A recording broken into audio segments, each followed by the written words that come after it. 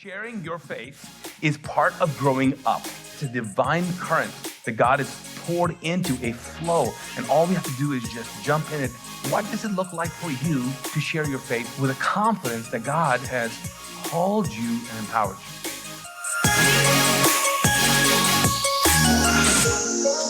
you? Well, good morning. Okay, this is the loud crew right here. Okay, Jeff, calm down. Simmer down. Hey, it's good to be here with you guys. It is summer. How many of you know it is summer? And the planet is getting hot. It's getting hot. It's getting hotter and hotter and hotter. But you know what? One thing I do know, it doesn't matter how hot it is. Let's see if you guys are with me. I still like drinking hot coffee. I'm not those iced coffee dudes that switch. Okay, I'm not. I don't. Those of you who are hot coffee drinkers, yes. Okay. How many have you had, by the way, today? Okay. All right. Okay. She's awesome. She's one of our trustees, actually. Yeah. But I realized something that I drink so much coffee, and sometimes I go to the same place. And before COVID, I would always go to Starbucks. There was a particular Starbucks, I would two, and I would go to them all the time. And I still do here and there, but I used to religiously do that. And that was my thing.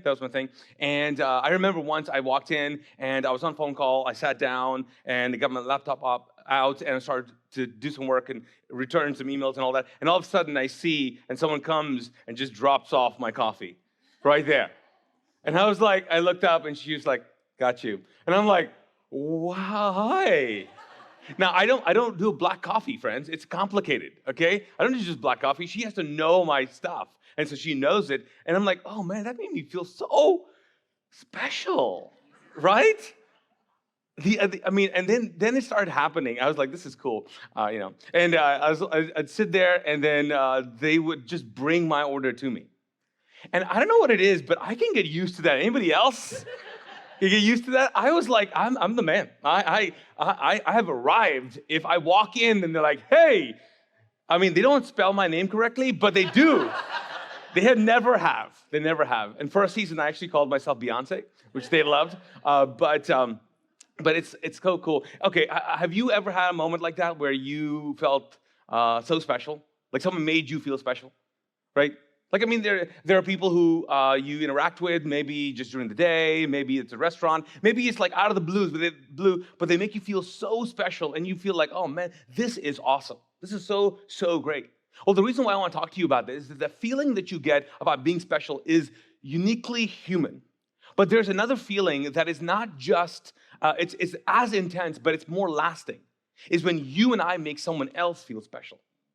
It's not just me and you feeling special, because we think, and we will love the idea, we love the attention. But what does it look like for us to make other people feel special? And if you don't think this is very spiritual, if you're watching, you just jumped on, you're like, okay, why is this topic so important? Because I think it fundamentally shows us what we believe about Jesus. It shows what we believe about the followers of Jesus and the message of Jesus. Because maybe you grew up, and the idea was that there are some of us that are special, and you're going to a special place. Does that make sense? And no doubt, Jesus said, hey, I'm going to create a place for you, and you have no idea what it's going to look like. You have no idea, but you're special. So part of that is very much true. But if your life and the way you live out your life is all about, I'm special, some people are special, I'm one of those, and I'm going to a very special place. And by the way, I can get my crown on, like streets of gold, got a mansion, right, bling-blinging, okay? Now, that theology is out there, and there's truth to that. But if you look at the life of Jesus, what you realize is that instead of us being a special people, or some of us being a special people and going to a special place, in fact, Jesus said that humanity is all special. That God loved the world so much that he gave his son, the world, not just you and me, just the world. And we are actually not necessarily supposed to feel special, which we do, but we are special, and we're called to make other people special. So instead of going to a place that's special, we're supposed to make earth special. We're supposed to make each other special. We're supposed to interact in such a way that we're actually invading earth with heaven.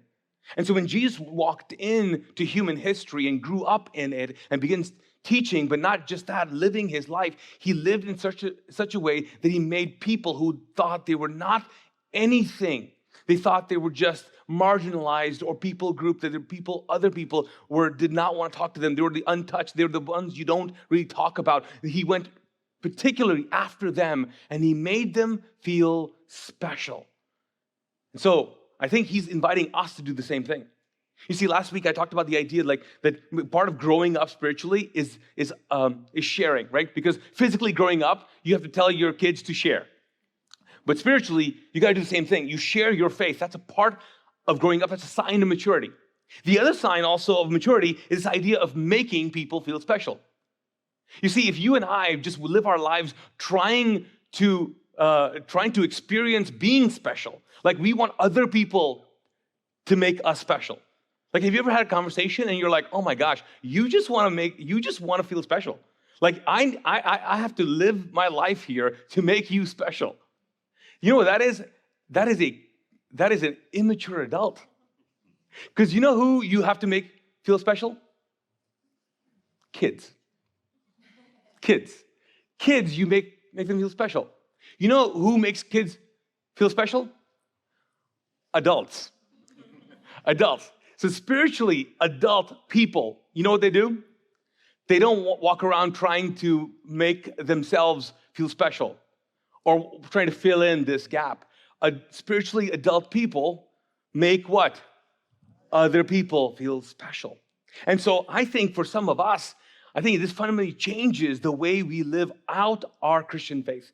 Here, Jesus steps up the level. He says this in John 13. John 13, he says, a new, help me out with this, okay? A new command I what? Okay, what is the command? Love one another as I have what? Loved you, so you must love one another. Now stop right here. You see, this is a new command because it's not the old one. Oh, nice, Naeem. That's wow. Wow, that's good. That's good, Naeem. Right? Someone write that down. Woo. See, the Jewish people, though, they were like, this is a new command. Because the old command was love yourself love others like you love yourself. That was the old command. Like the golden rule situation. Love the Lord your God with all your heart, your soul, your mind. Love your neighbor as yourself. He changed it. He grew them up spiritually. He's like, this is the next level. Don't treat people like you've been treated. Treat people the way I treat you. Don't treat people like you think you should be treated. Because some of us, come on certain days, you are really mean to yourself. And that justifies you being mean to other people. If you call yourself names, it is so much easier to call other people's names. Right? Right. But he says, no, I want you to treat others like I have treated you. So I make you feel special. Here it is. I want you to make other people feel special. So the question here, the big one, is how do the people around you feel when you're with them? Do they feel like they are on edge? Do they feel like comfortable? Do they feel safe? Do they feel seen? What do they feel? And you're like, listen, Naeem, I don't have time for that. I got time for that. I'm just trying to figure out my own feelings. I know. I get that, but it's time to grow up. Maybe, just maybe, we have to move and shift in a different way to live our lives that's saying, okay, I'm a follower of Jesus, and now God has given me something where I don't have to always try to manage my feelings all the time. I can think about other people's feelings. I can think about other people's minds and thoughts. So the question is, hey, as a husband, hey, how does you feel? How does your wife feel around you? At parties, at gatherings, insecure, safe, loved, cared for? How do your kids feel around you? How do your friends feel around you when you're hanging out with them? Are they like, oh God, no? Or are they like, oh man, it's awesome? Like, how do people feel around you? And so, I think it's very hard, right? You're like, oh, it's the summer. It's too hot for this topic. Like, can we just talk about something else? But I think we can do it because we, friends, are given this task. And it's not a task that has burden attached to it. It's not like, oh, God, we can't do this. We can do this. We can do this because God has given us his very presence. He's given us powers and gifts. He's given us the ability, in fact, supernatural ability. If you look it up, we've done a series on this, supernatural ability to, in fact, know what some people are going through. So you can, in fact, know what people are going through somehow, and you don't know why you know this, but you know this. And the reason why you're given this information is because he's called you to create something really special. You know, when people walk into Mosaic, and every time we have newcomers and we have classes or workshops or whatever, and we ask people, they're like, there's something really special about this place. We don't know. There's something special about it. I don't know what it is. I don't know. I know why. It's not because they're very special people here, but because the majority of people at Mosaic make other people feel special. And they do it not because it's a position, not because they volunteer and it's their week to make them feel special. And next week, but some of you guys, though, I know you guys have walked in and you're like barely awake. Okay, I get it. And kudos to you to volunteer. But it's because you naturally do this, and I believe we can do this. And if I feel, and I just know that if we move this movement of Jesus to a point where followers of Jesus are not those kinds of people. They are people who understand that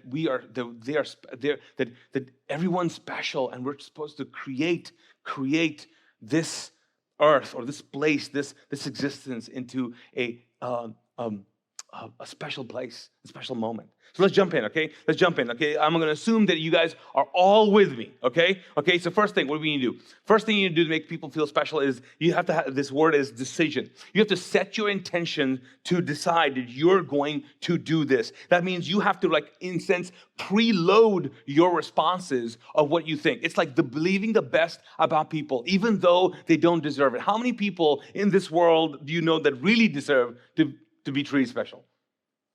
You're like 1 or 2, 3. I am on the list. But most people, but here, Jesus acts in a certain way that he makes everyone feel special. So here I want to read you a passage. This is found in John. John records the when Jesus picked out or got all his disciples, right? So there were all kinds of unique stories. But one of the disciples that followed him was a guy named Nathaniel. Can you say Nathaniel? Nathaniel. So Nathaniel is a guy that doesn't get a lot of press, right? You're like, oh, there's no book of Nathaniel, okay? But he doesn't get a lot of press. But the calling, like when he met Jesus for the first time or heard about him, it's very interesting. So let me read this to you, okay? This is found in John 1, starts at 46, verse 46. And he's just been told about Jesus, okay? His boys go to him and he's like, hey, listen. I think we found the one. We found the Messiah. I think this is the guy, and he's doing some amazing things. You should come see. Okay? And Nathaniel's first response is, he says, hold on. He's from where? He's from where? What's the word? Nazareth?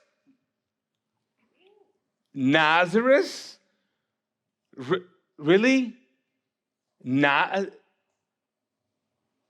Waxhaw? Well, I mean, really? Like, I mean, sorry, no shade on Waxhaw, but what? What kind of name is Waxhaw anyways? Like, what is it? Waxon, Waxhaw? I don't know. Like, what? I don't know. It's got to be Indian. I don't know. Whatever. But so he was like, Nazareth? And then what does he say? Can what? Who do you know who would say something like that? Who do you know? You're like, they're spunky. They're sarcastic. They're like, can anything good come out of that place? So that's the energy, right? Right there. So that then Philip is like, hey, shut up, come and see. Okay, he didn't say shut up, but I think he did. Okay, so he says, just come and see. So then what happens? When Jesus saw Nathanael approaching, he said to him, what does he say? Here truly is an Israelite in whom there is no what? Deceit. What do you think Philip was thinking? You should have heard what he said. Okay? But Jesus starts off with a compliment. Like in other translations, he's like, here's a dude So there's no deceit in him. He tells it like it is. You can trust him. I mean, he hasn't even formally met him, and Jesus starts off. Like, could you imagine if you met Jesus like that? You're walking towards him in faith, and he goes, everybody, check this out. This guy. I mean, he's got a mouth on him, but let me just tell you, no deceit. Do you know what happened in that moment for Nathanael? I mean, he was like, I shouldn't have said that. Apparently something good can come out of Nazareth. Like, I shouldn't have said that. And then he's shocked. He says, how do you know me? Nathanael asked. Jesus answered, I saw you while you were still under the fig tree before Philip called you. Then Nathanael declared, Rabbi, you are the what? Okay, Jesus' stuff has not even started. He's the first guy to publicly say it. Did you know that? The first dude, besides John the Baptist. He's like, you know me. I mean, do you think Nathanael felt special? See, when you make people feel special, there is something that happens to them, that there's some stuff that comes out of them that you and I will never experience. You know what came out of him? He says, you are the Son of God. You are the King of Israel. And then Jesus said, hey, you believe because I told you were under a fig tree? Let me just tell you, you're going to see what? Greater things than that. So what happens? See, when you make something feel special, what you actually do is you believe something about them or their potential, and then it causes them to react in faith. Like faith that was locked inside of people comes out. All of a sudden he goes, I didn't even believe that anything good could come out. And all of a sudden he's like, no, you are the Son of God. So I just wonder if there's something about making people feel special that faith comes out of them. Like if you want people to believe more and to risk more and to be to step out more, I wonder if you just need to what? Just make them feel special. You have to decide your pre-loaded response to their negativity. You already go, you know what? It's okay. It's okay. It's all right. It's all right. And for some of us, I think that's what happens. He encouraged him and gave him all kinds of vision for his life. He's like, hey, you don't even know. There's more out there for you. See, I think for our lives, I think for the people that we love, that we're close to, you have to decide. And some of us in our relationships are going to disappoint us like crazy. You know, this is where families, I mean, if you're dealing with kids, let me just tell you right now, your kids they're not going to do what you want them to do. Write that down. Okay, they're just not going to do it. No, Naeem, I have a plan for their life. Good luck. Good luck, okay?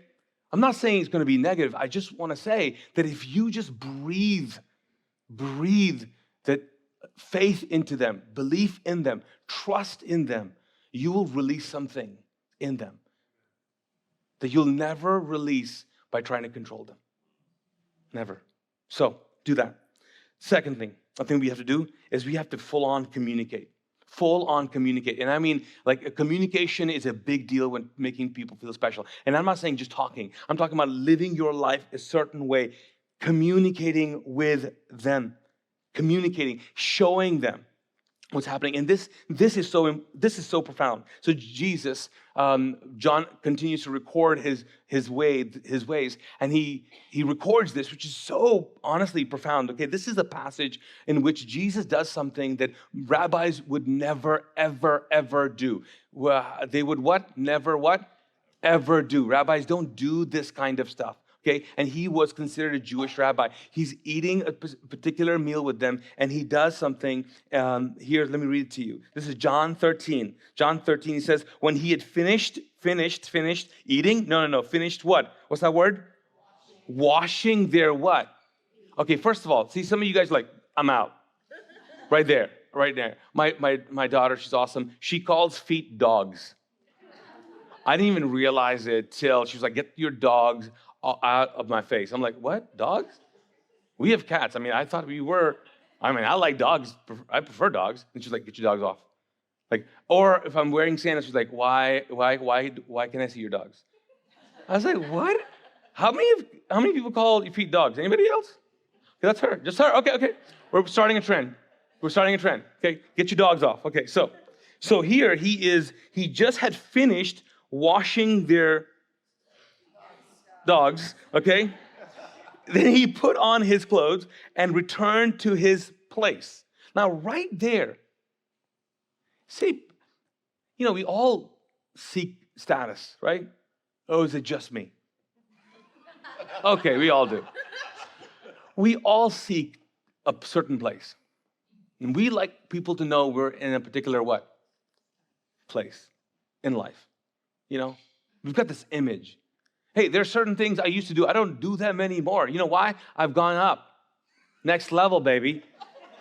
Other people do that. I got other people for dogs and cats. Okay, I got other people. I got my place. And Jesus leaves his place and washes their feet. And then he says, do you understand what I have done for you? And I'm sure everybody's like, no. Like, we have no idea. I don't even know what you're doing. Like, why are you doing this? And I mean, I'm sure someone was like, we have people for this. This is not your place. It's not your place to do this. Hey, it's not your place to do this. Hey, you are pastor, blah, blah, blah, blah, blah. You are boss, blah, blah, blah. You're a CEO, blah, blah, blah. You're a supervisor. This is not my place. This is not, have you ever heard this in your job? This is not my what? It's not my job. It's not my job. It's not my job. You hear it in two different places. One is people who are like, think that they're big and they want everybody else to make them feel special, right? And they're like, I'm not going to do this because it'll make me less special. And other people who are just frustrated, right? They're like, I can't do I'm trying to survive here. I can't focus on making people special. He says, no, it's not my place. It's not my place. He says, do you understand what I've done? He says, you called me teacher and Lord. And he says, and that's right. That's what I am. But now that I, your Lord and teacher, have washed your feet, so you also should wash one another's feet. I have set for you what? An example that you should do what I have done for you. Now, that doesn't mean, hey, after service, we're going to wash the dogs. That's not happening. Okay? Some churches do that. Good for them. Good for them. Okay? We're not doing a washing of feet ceremony. See, when you take something like this that's supposed to be developing your character and turn it into a ritual, when you take something like this, it's supposed to be your heart, where you're not bigger than anybody else, and you'll do whatever it takes. And I will wash, and I will do this, and I will clean the bathrooms, and I will do the dishes, and I will do whatever. It does not matter. My status, my place doesn't matter. I'll do whatever it takes. Why? Because I want to serve the people I love. And so if you love people, if you're in the people business, you serve the people you love. You leave your place and you do this. And all of that, you are communicating to them that they are what? Special. They're special. They're special. I mean, you should have seen the reactions in the story of people. Peter lost his mind. He's like, you are not doing this. It's too much. It's too much for me. I can't do this. Because when you know that when you make someone feel special and everything inside of them that day told them they were not, man, it changes the game for them. It changes everything. So how do you and I do that? How do you communicate that? How do you encourage people? I mean, it's easy. I think it's actually you communicate to people by just giving them public credit, by thinking of them and sending them a text, by encouraging their dreams, by giving them attention, full-on attention. You know what takes me off the most when I'm talking to someone, okay, that I really, like, I mean, I'm having a conversation, and they're so distracted, they're looking for the next person to talk to. Like, you want to make people feel terrible? Do that. Like, they're just waiting for the next. Just waiting for the next. You want to make people feel special? Just focus on them. Everybody is dead. You're just talking to them. Man, you do that to anybody. It just fills them up. You serve them because you're like, hey, this is not about me and my stuff. I'm focusing on you right now. So how do we, maybe that's a prayer right now. God, how do I make this person that I'm thinking of right now, how do I make them, how do I communicate that they're special to me? There are people in your life that are so special to you. You have to communicate that. How do you do it? And what's beautiful about this is that we can learn this. We can learn this, and we need to teach the next generation about this. A cool story here. So we had dance camp this past week. Q was having too much fun with kids here. We had a dance camp and this week. And what was awesome about that, though, is that Pastor Kristen, she would walk and interrupt them, honestly, this whole week, right, as they're doing dance camps and all that and walking by and all that, and had developed some kind of a relationship with all these kids. And so it was her birthday. She turned 27. So, yeah, that's awesome. Yeah, her birthday. And so she comes in, and she comes in almost in tears, and she has all the stuff in her hand the other day, and she's like, I was like, what happened? And there's so much glitter everywhere. And there's piles of, they're like, all the kids made me birthday cards. Right. Now, I didn't do that. I was like, that's cool. All right. Okay. But, and then I was like, this is so much glitter. It's going to get everywhere. But these kids, what do you think the kids were thinking when they were doing it? Oh, I'm doing this. What do you think it made them feel? Man, it taught them. It taught them. So I wonder if we need to teach ourselves. All right, let me give you the last one. Last one is this idea of commitment. You got to commit to do that. If you lead people, if you lead teams, you know on your team there are people that you're like, oh God. And then there are people you're like, I just love being around them. I love. But if you're going to commit to making people special, you got to commit to making them special. You got to seriously commit. It's easy to do it here and there. And I'm talking to myself. This is a hard talk, by the way. Is it hard? Is it hard? It's a hard talk. It's hard, but it's not for kids. It's not for kids, it's for adults, spiritually adult people, right? So commitment is a big deal. It's a big deal. This past 4th of July, friends, so I was in Orlando with my daughter, Nura, who was dancing like this, friends, I was dance dad. In Orlando for a week. I got to be honest with you, Nura, she's in the room right now. I wanted to quit. I was like, I'm done. I can't do this. These dads are like, some of them are, they've sold their lives. I mean, they're in all the way. They're in all the way. All the way. They've got stuff going on. They're prepared for a week of staying in a hotel lobby. Like they know. I'm like, you've done this before. Me, I'm a rookie. I'm like, what am I doing? I'm begging for food in the lobby. I'm like, please can I have a pillow? We've been waiting for like 5 hours for this one dance. I love the dance, but I'm like, just saying, oh my God. And some of these people were committed. They're committed. And I thought, Lord Jesus, am I committed? Of course I'm committed, right? And commitment's tough. It's just tough. It's tough. But when you commit to relationships, right, they last longer and they're aged. And most stuff aged is what? It's good. It's also expensive. Really expensive. But but when you quit on relationships, there's no aged. It's microwaved. That's it. And I don't know about you, microwave changes everything, doesn't it? It's the appearance of hot, but with certain things you put in there, you're like, I'm going to get cancer. What is happening? Like this, it's just weird. See, commitment in relationships and commitment in making people feel special takes a lot. And I know I'm not selling you on this talk, by the way. I know some of you guys said, this is the worst talk in the world. I actually told Ashley, I said, this is not going to be the top 10 right here. Just say, not even top 20 talk, okay? This is a hard one, but this is important. It's important. Here's why. Because the early church, right, the church that just that basically led to what we are experiencing right now globally.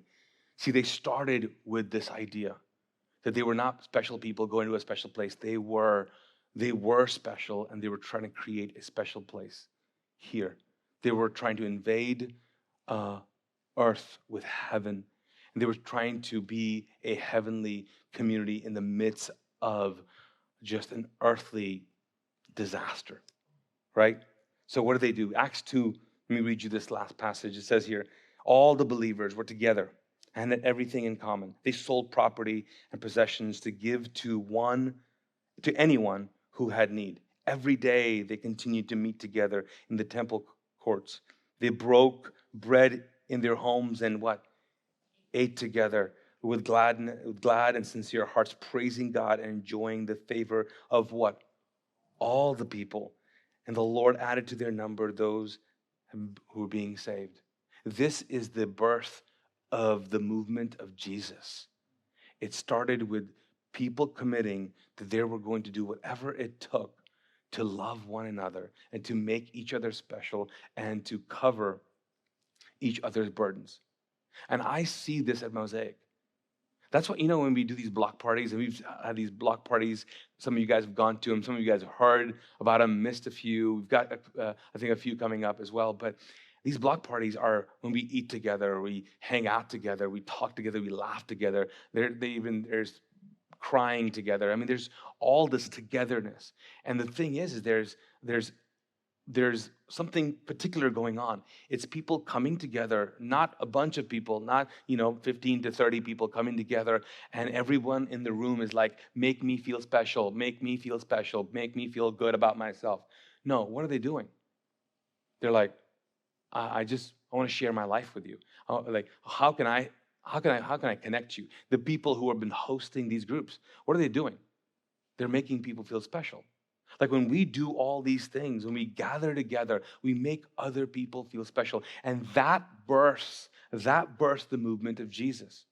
You see, like when we read the first verse, and I skipped over this one particular part of the second thought, so I'm going to go right back. So I'm going to go all the way John 13. When I told you, it says, a new commandment I give you, love one another as I have loved you, right? And then he says the statement, by what? This, like if you do this, and I would propose if we do what I just talked about, if we do this, then who? Then somebody? What? Everyone. Everyone will what? Know you are my disciples. If you what?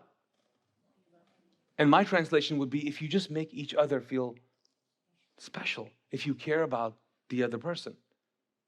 If you don't quit on them, if you decide, and if you communicate that, man, you'll change the world. You'll change the world. It seems kind of weird, right? But yeah, it does. Do you know how Jesus changed the minds of people who didn't want anything to do with Jesus or anything to do with Christianity? He had dinner with them. He had dinner with them. There's one guy in particular, some of you guys know the story of Zacchaeus, this guy, tax collector. He was on a tree because no one liked him, I don't know. But he was also, he just couldn't see Jesus coming. And he gets up on this tree and Jesus looks at him and makes him feel so special. And everybody hates the dude. They're like, we don't want to have any, like this guy has been taxing us. This guy has been stealing money from us. And he goes, yo, Zacchaeus, I have got to hang out with you. Like he literally invites himself over. He's like, I got to hang with you. There's something beautiful about that. And go, oh man, I got to spend time with you. I guarantee you, if you talk to someone even this week and say, man, I got to spend time with you. Guess what they're going to feel?